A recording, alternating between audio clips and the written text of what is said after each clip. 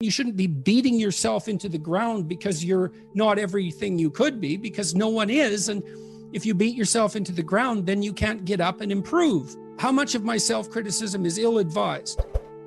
Fair enough. And you want to deal with yourself with a certain amount of care. Fix your weaknesses. If you're ashamed of being ignorant, you're showing up at a party because, you claim to knowledge that you don't have and someone exposes you. Well, you can be angry at them, and you probably will, but they've actually done you a favor.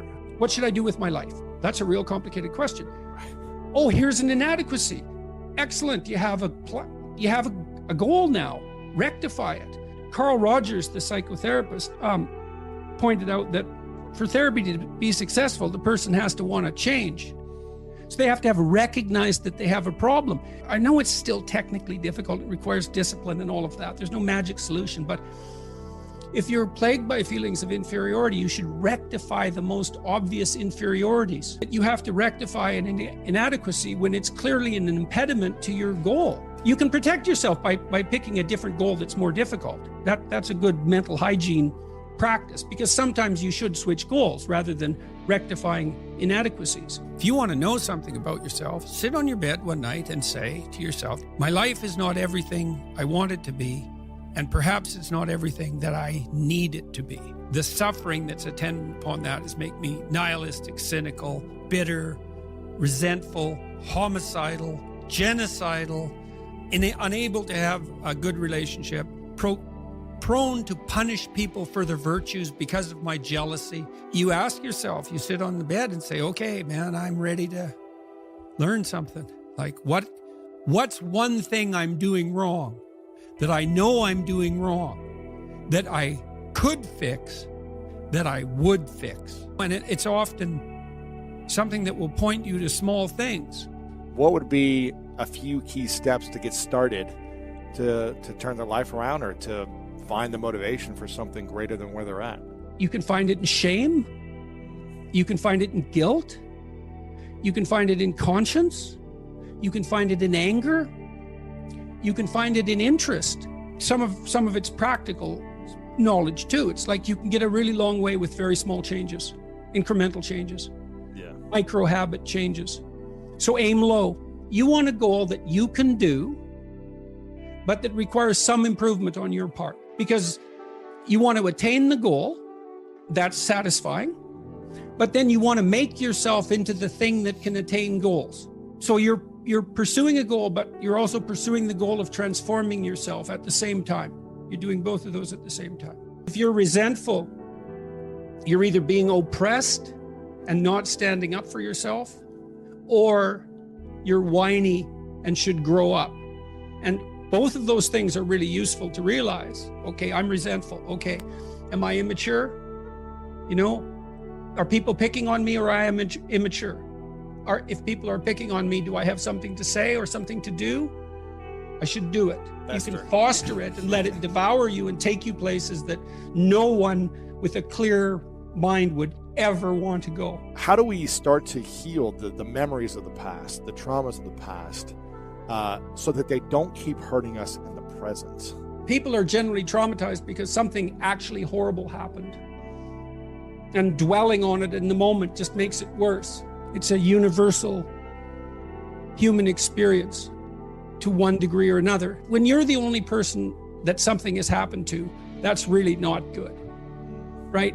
Because it alienates you even from yourself. You have no idea what to do with that. And so that's sometimes why people find it such a relief to have their illness diagnosed. Just knowing that you're not the only person like that can be very helpful.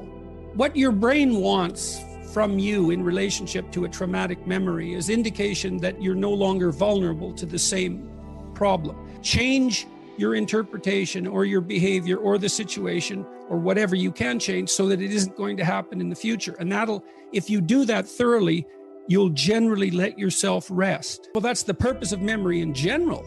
You make sense of your past behavior so that the good things that happen to you can be duplicated and the bad things can be avoided. It's not to make an objective record of the world. How do you advise people that are dealing with imposter syndrome? Oh, everyone deals with that. Every time you make a status shift as you move upwards, of course you have imposter syndrome, because when you first make a transition into a new role, you are an imposter. What did Nietzsche say? Every great man is an actor of his own ideal. And that feeds into the imposter syndrome in some sense. If you want to move to the next stage, at some point you have to act like you're already there when you're just barely started. And of course you're going to feel like you're an imposter if you have any sense, because you're just barely there. You just made the transition. That's okay. That's not a problem. First of all, you have to understand that everyone with any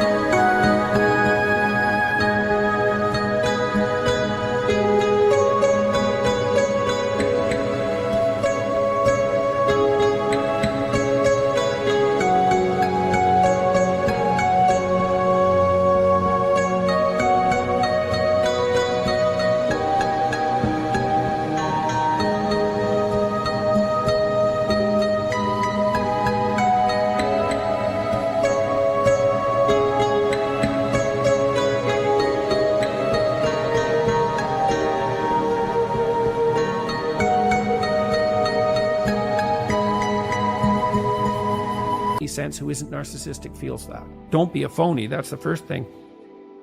If you're dealing with competent people and you admit your ignorance, the competent people never judge you harshly for that, as long as you've been paying attention. You can be an ignorant newbie, and you can even ask the questions that are necessary to ask in that position and sort of reveal your inadequacy. And as long as you're dealing with competent people and you've been paying attention, they're just going to answer your questions. The only treatment we really know for that is to expose yourself to things that you're afraid of voluntarily and to become braver as a consequence of doing that. But some people have to live with that more than other people.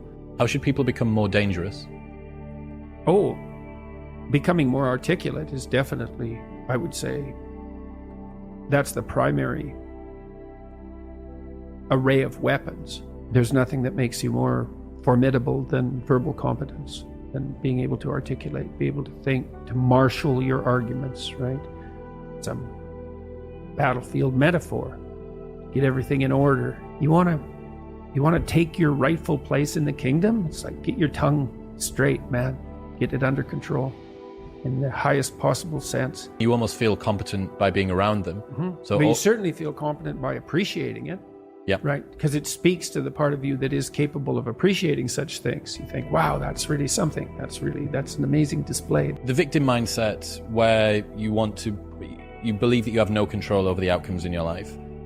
I wonder whether there's an opposite, where you believe that you have an infinite amount of control over them and you lose faith in your innate ability to just carry you through. I wonder whether the opposite of a victim mentality, where you take responsibility for the things that occur in life, I wonder whether you can overshoot that. You can.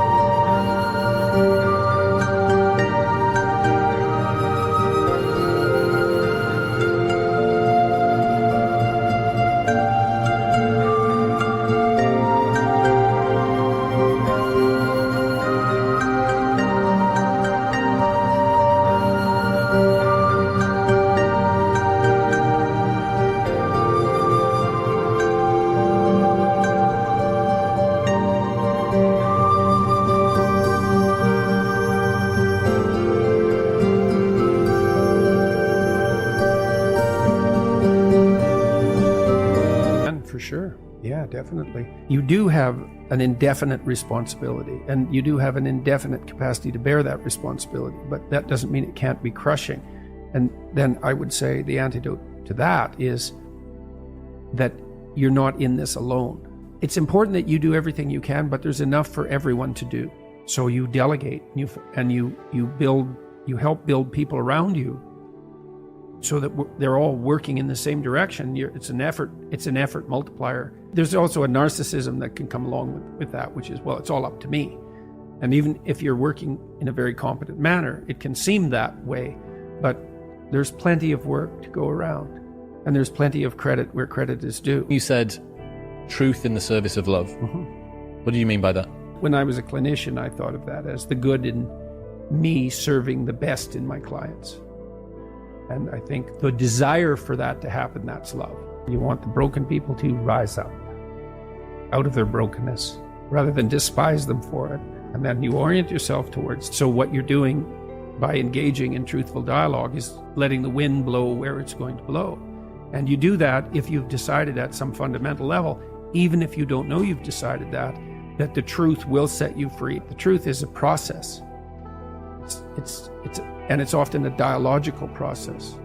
So the truth is the thing that emerges in the course of the search for the truth. It's something like that. You let go and the truth takes you away, and you think that it's going to go where it should go. You commit yourself to that idea. And then that's your adventure. That's the thing that's one of the things that's so cool about that. How could it be a true adventure if it wasn't true? And then why is an adventure if it's true? Because you're not crafting the outcome.